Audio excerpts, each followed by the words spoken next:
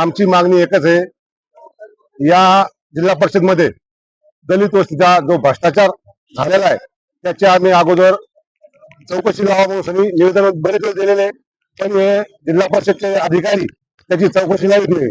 त्याच्यामध्ये जिल्हा परिषदचे जिल्हा परिषद दलित वस्ती याच्यामध्ये बोगस फर्मा कोणी वाटल्या आणि ह्या तयार कोणी केल्या, हा एक आमचा एक मुद्दा आहे.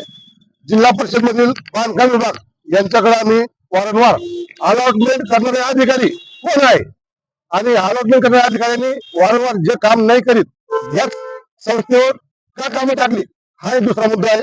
त्यानंतर पशु वैद्यकीय हॉस्पिटल या हॉस्पिटलच्या चौकशा लावा, हे सर्व काम अपूर्ण आहे याचा एक आमचा मुद्दा आहे.